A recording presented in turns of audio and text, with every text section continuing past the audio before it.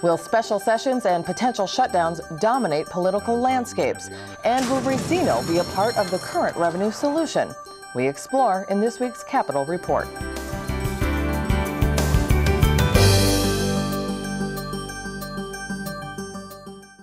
Hello, everybody, and welcome to this week's Capitol Report. I'm Julie Bartkey. It was another week of behind-closed-door negotiations between the governor and legislators. Thursday, June 30th, the last day of the fiscal cycle. GOP leadership continues their daily meetings with the governor, working to close a gap of $1.8 billion that could be the catalyst for a vast government shutdown. As of Thursday afternoon, no agreement had been reached, and despite several meetings, few details have been publicly released because of an agreed-upon cone of silence. As we are taping, there have been no decisions regarding a government shutdown or a budget resolution. So to talk a little more broadly about what a shutdown could mean, we have University of Minnesota professor Kathryn Pearson. Thanks for joining us today. My pleasure. Thanks for having me. Dr. Pearson, we'd like to ask you, first of all, much has been said, obviously, in the media about this impending government shutdown that could happen and how it differs from 2005. So in your opinion, is this unprecedented? It is.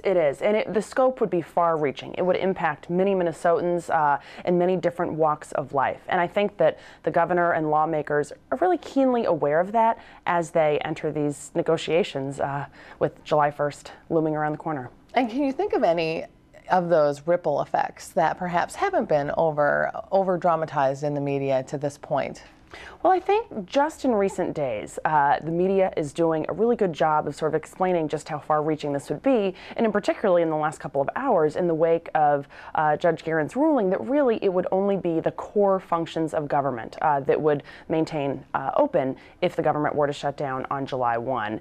And so we're hearing from people who would be concerned about everything from recreational benefits that the state provides, such as state parks, fishing licenses, driver's licenses, things of that nature, to really more pressing daily issues, such as childcare not associated with any federal program. And so a shutdown would really impact many, many people. I mean, many more state employees would be out of work than still working if it is just the core government functions that stay open if there's a shutdown. So let's talk a little bit about some of the unique factors and maybe some of the personalities. What do you think some of those factors are that perhaps led us to this point?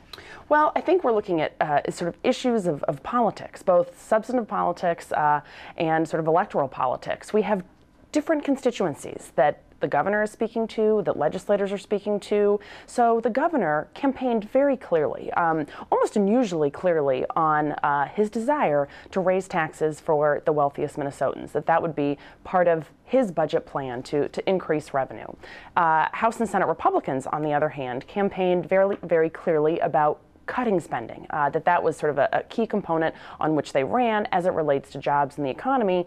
But everyone knew during the campaign, day one, when the legislature opened, that the budget negotiations would be the most pressing issue before the legislature and before the governor. And so the problem is that each actor is trying to appeal to a different constituency. I mean, the House and Senate majority leaders, they're worrying about keeping their members happy electorally, happy substantively, because we're looking at a governor and Republican leadership with really very different ideological perspectives on the best way to deal with a budget deficit. And so given that, what do you think needs to happen for there to be a resolution here? Who needs to give? Is it both? Everyone needs to give, and everyone needs to realize that they are not going to be able to keep all of their constituencies happy.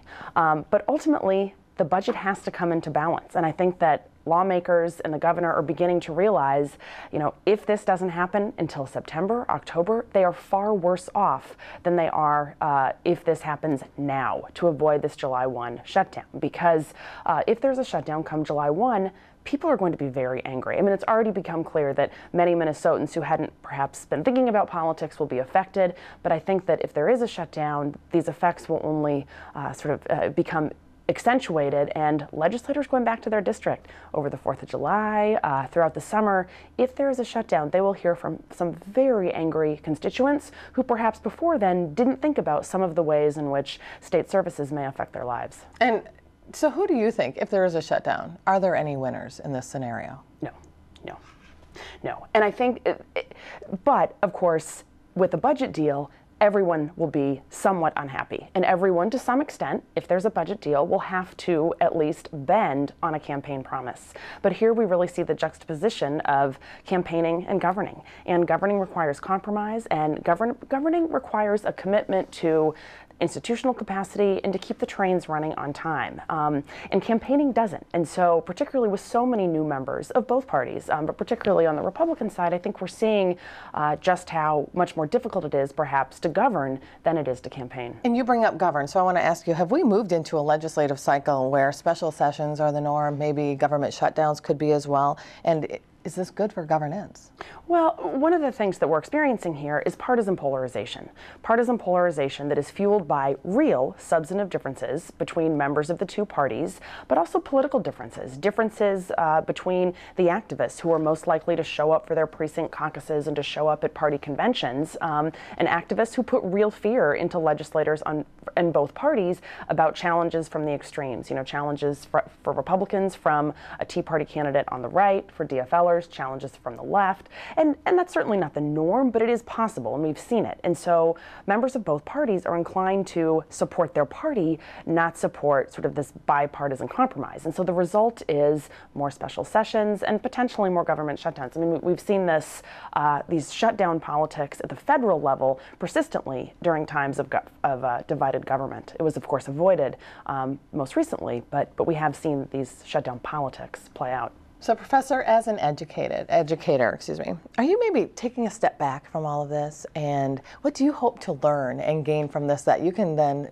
teach to your students down the road? Absolutely. I mean, I think one of the things that is so striking about this is what I mentioned earlier about the differences between campaigning, campaigning on sort of, bold promises, but perhaps extreme promises on both sides, and the compromises required to govern.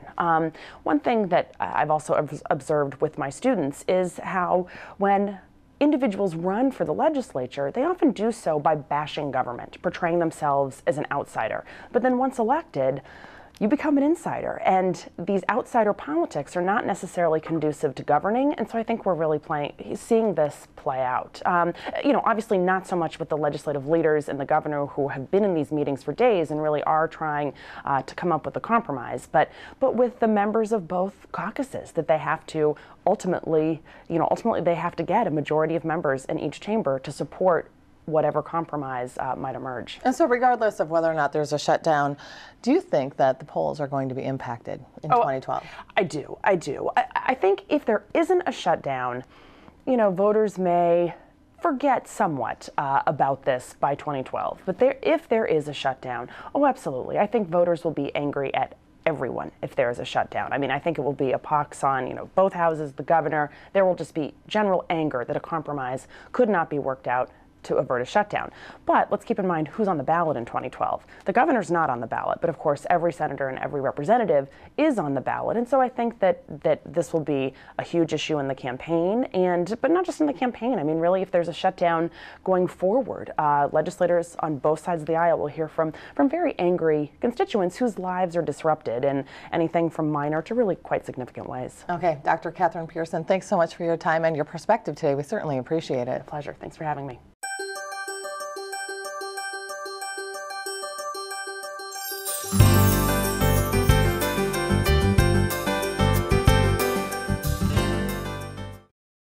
He just completed his first legislative session in the Senate. We have Senator Ted Lillie here to explain to us a little bit about how it went and also your role in some of the earlier budget negotiations. Senator, thanks for joining us today. Thank you for having me.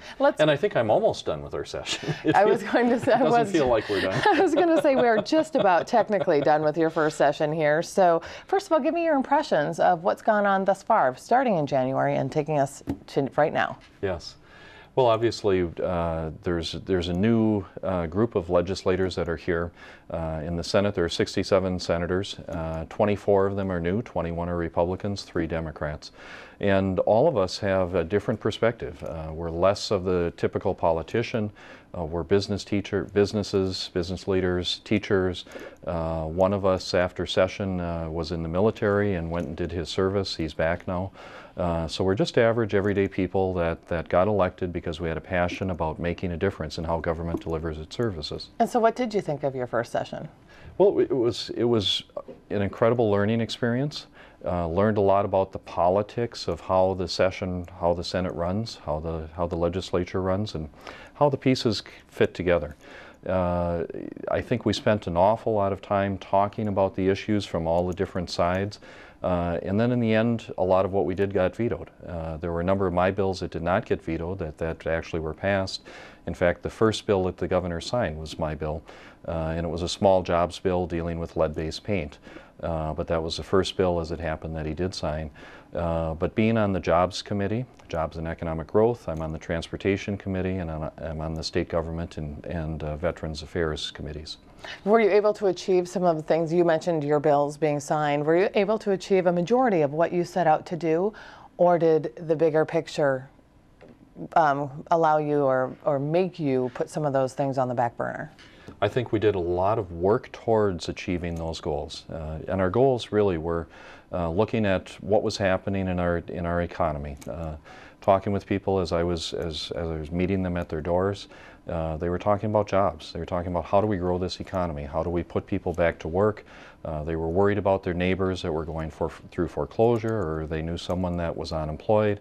And how do we get this economy rolling again? So a lot of what we were focusing on was how do we actually achieve that, and what role does government have in this process, and what role is the private sector? All right, I want to shift gears into the budget negotiations. You were, as I mentioned, part of a small group that was involved in the earlier set of negotiations at the tail end of session. Yep. Take us behind closed doors and kind of explain to us as much as you can, the tone, the tenor, the conversations, and how much of that do you think is carrying forward to what's going on now? Yeah.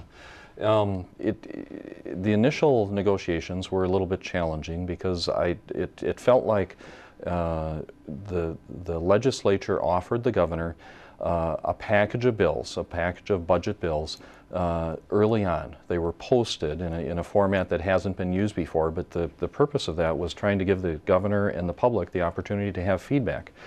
These were bills that were basically through the legislative session, through the system. They were ready to be passed, and then we allowed the governor, or asked the governor and the commissioners to participate in the conversation so that we could get this done ahead of time was really the goal there. Behind the scenes in the negotiations, I would say that there's a lot of respect between the two teams. It's very personal. I respect the governor. I think the governor is very committed to his principles. Both sides are.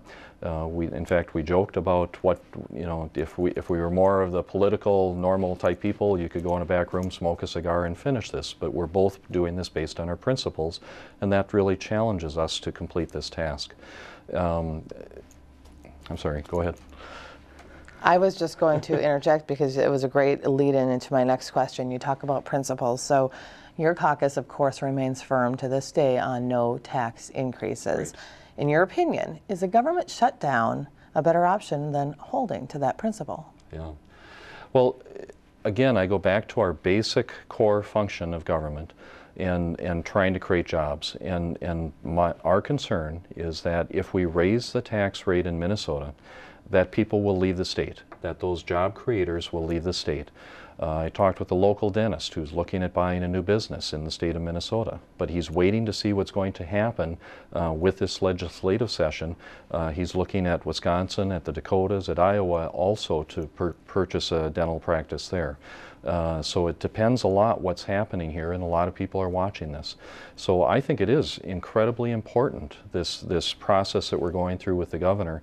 And yes, I think it is very important to the future of the state that we not raise taxes on the wealthiest folks.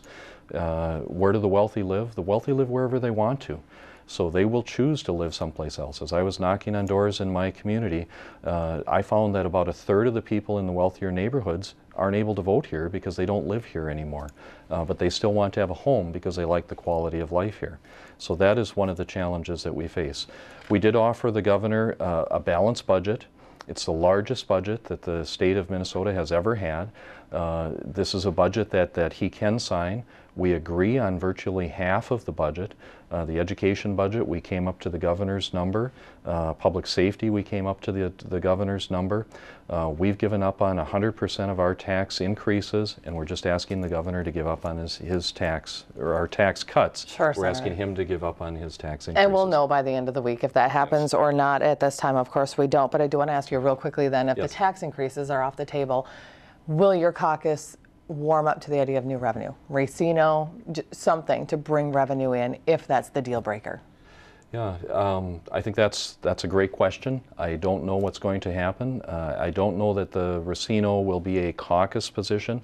I think that will be a legislative position. If that is something that happens, it'll be because Democrats and Republicans decided that this is important, and there will be Democrats and Republicans that will vote against it also. Okay, Senator, we appreciate your time. Thanks for coming in today. Thank you so much. Appreciate it. Thank you.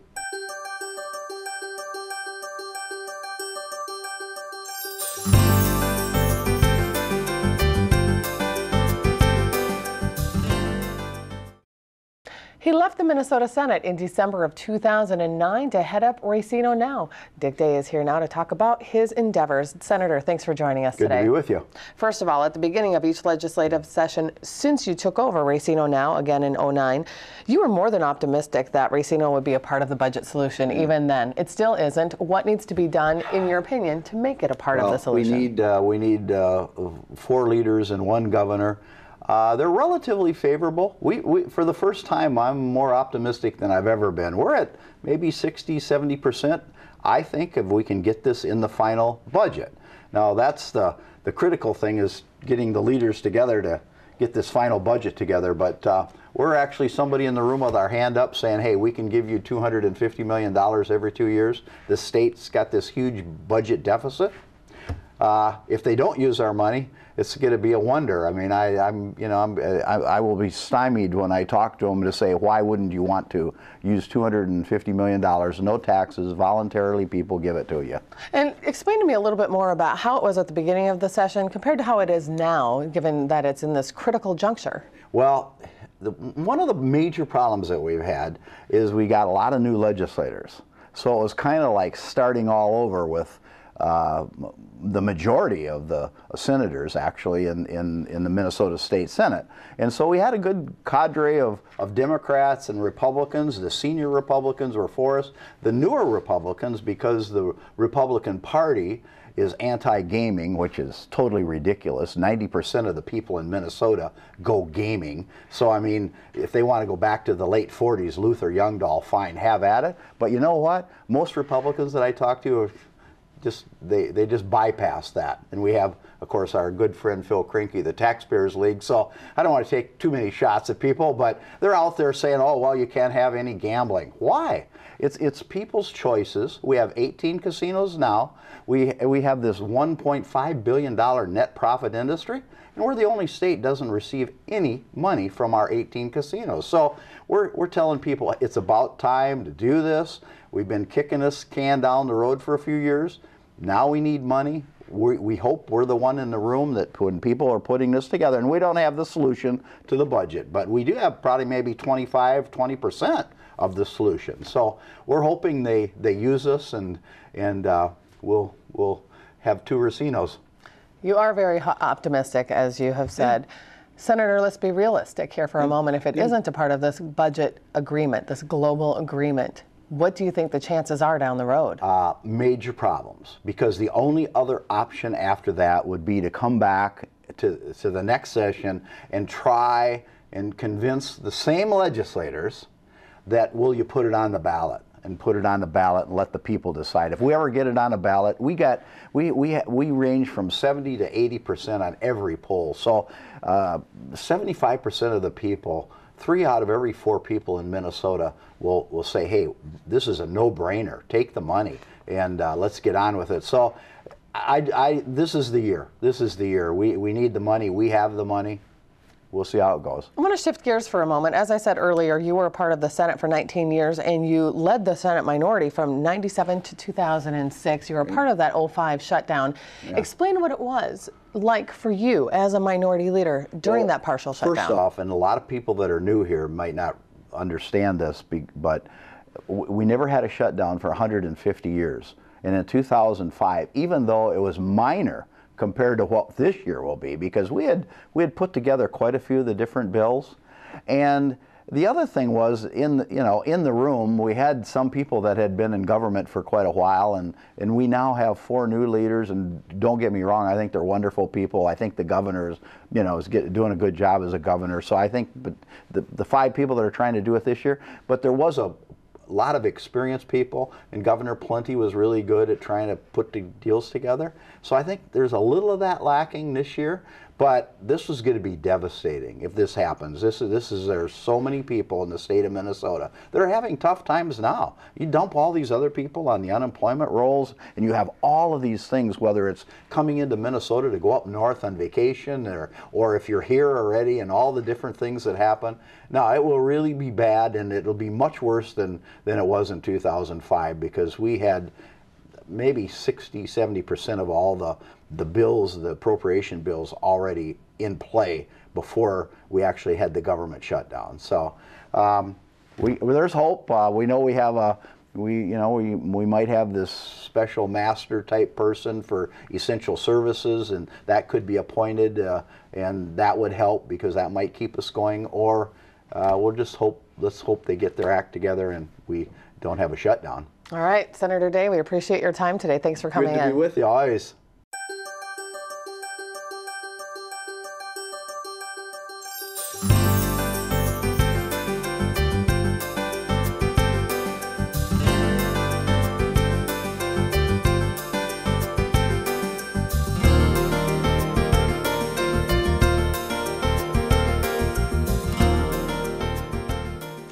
On June 15th, the legislature lost a highly respected member of the Minnesota Senate. Linda Scheid lost her battle with ovarian cancer, leaving behind a legacy that emphasized her passion for the issues and caring for her constituents. John Brune spoke with legislators who knew her well. We leave you now with a tribute to Senator Linda Scheid.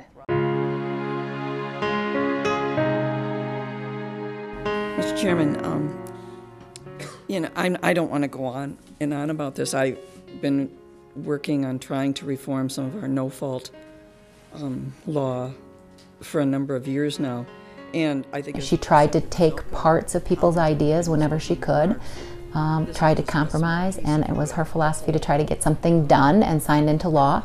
And sometimes she knew that required compromise and working with everyone involved. She hired me on to be her legislative assistant, and I did that job for 3 years. So Linda and I were together every day.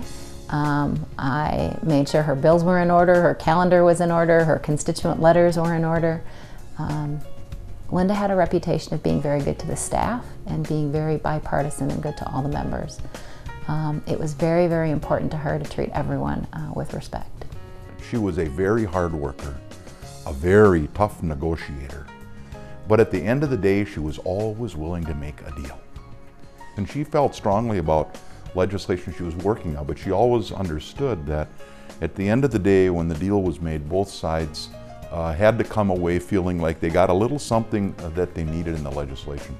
Linda Scheid was a devoted teacher, particularly in the Brooklyn Center school system. She was a substitute teacher, but she was a regular, and it's very clear that she loved those students that she taught.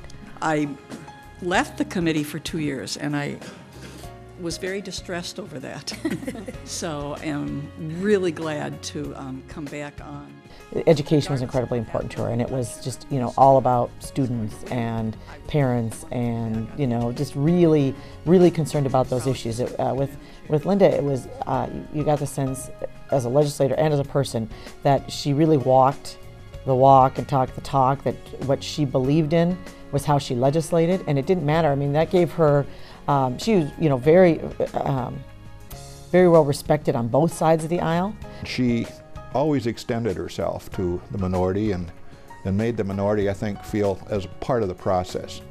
And as a result, I think her legislative career will be looked back upon as one which certainly a lot of important pieces of legislation evolved from her efforts, and they're good legislation, and they will move with us on to the future, but always, I think she understood the importance of involving the minority and the diversity of views that goes with putting together a good legislative product. She had some very strongly held principles, and that's how she voted. It was I don't think ever felt political with Linda. It was always what she firmly believed, and if she agreed with you, then she was completely unafraid and happy to step up and support a piece of legislation that she believed in.